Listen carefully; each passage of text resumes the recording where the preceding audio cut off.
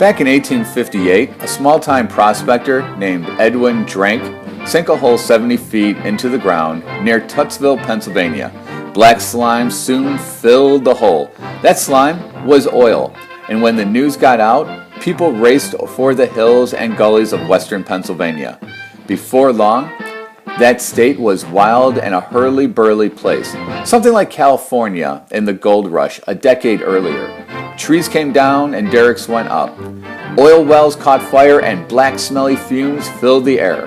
Railroads pushed in, towns sprouted like dandelions and disappeared just as fast. Pitt Hole, Pennsylvania, which was well named, had a hotel that cost $65,000. And when the prospectors left, that hotel sold for $50. So one day, this quiet, unflappable young bookkeeper, not to mention very handsome, was sent to this disorganized area to see what was going on. Is the oil business really worth investing in? That's what my employers had sent me to find out. And you know what I told them? I told them no. And then I went on to invest in it myself and become one of the most successful businessmen the world has ever known. My name was John Davison Rockefeller. Now, my mother was Scottish Baptist, and she had raised us to be orderly, hardworking, and exact. Once, my brothers and I, we were skating on a frozen river, and we were not supposed to do that, like a lot of brothers do things they shouldn't do. But when we were there, we saved the life of a boy who fell through the ice. When our mother heard what we had done, she praised us for our courage and then whipped us for our disobedience. We were encouraged to work, and I raised turkeys and I saved $50, and back then, $50 was a lot of money. When a neighbor asked me to borrow the $50, I lent him the money, but I also charged $3.50 interest. It was a lesson I never forgot, and that is money could be made to earn money. And that's what capitalism is all about. Some say that I was the greatest capitalist who ever lived. Others say I almost destroyed capitalism for everyone else in America. One thing is certain, I brought order to that disorderly oil business, but not by being a prospector. Oh no. I could see that money could be made was an oil refinery. And back in 1863, when I was 24, I brought in a partner and we bought a small refinery. With our efficient methods, it quickly grew large, and I began buying out all of my competitors. Now, if you have oil to sell, there are two costs that are really important. The cost of the oil and the cost of transportation. I mean, you need to get the oil to the buyers. Because there were competing railroads, and because I had a ton of oil to ship, I made the railroads give me a special prices to ship my oil. Actually, what I did was to pay full price, and then after the oil was shipped, the railroad companies would send me back half of my money. I did that all in secret. It was called a rebate or a kickback. And what I did was not fair at all. It meant that I could charge less than my competitors did, and I put most of them out of business with my low prices. Within 10 years, I controlled the nation's oil industry. Now, the oil business was very lucrative, which means that big profits were made, and my company, Standard Oil, became beyond rich. Which seems amazing to us today, is all this happened before the internal combustion engine.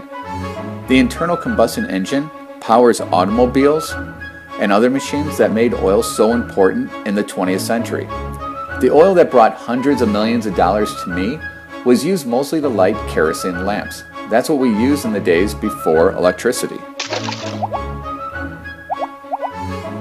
The more you read about me, or history in general, the more you will see how hard it is to make judgments.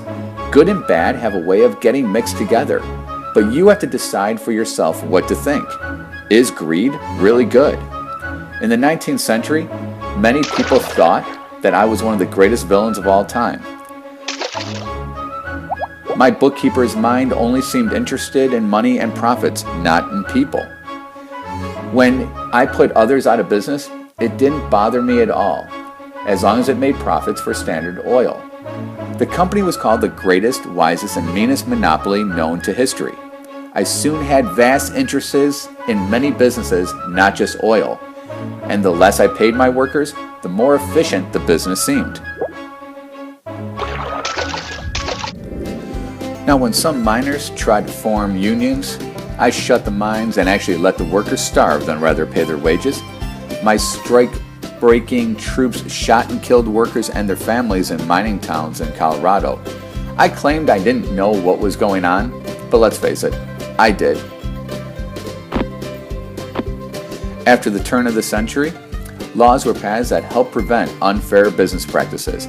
But until that happened, tycoons like myself sometimes behaved as if we were kings. I had quite a dignified manner, but my company acted like a big, tough bully, beating up anyone who tried to fight it. But as I said, making judgments is difficult. Because I was so well organized and managed, Standard Oil helped make America business grow into the world leadership and make life better for most people by bringing products to market at a low price. Now, there were two sides to me. There were both right beside my bed, and this is where I kept my safe filled with money, but on top of the safe was a Bible, and the Bible was my mother's teachings, made me generous. I gave away a ton of money to help others, and I didn't have to do that. Many of the business barons of my day kept all they earned for themselves. Myself and Andrew Carnegie were different. Each took the intelligence and the efficiency that made us rich and used it to distribute enormous sums of money. I lived until 1937, and I was 98 years old when I died. For the last 40 years of my life, I spent much of the time giving away my own money. While Carnegie gave away 90% of his money, I, always orderly and precise, gave away exactly half of mine.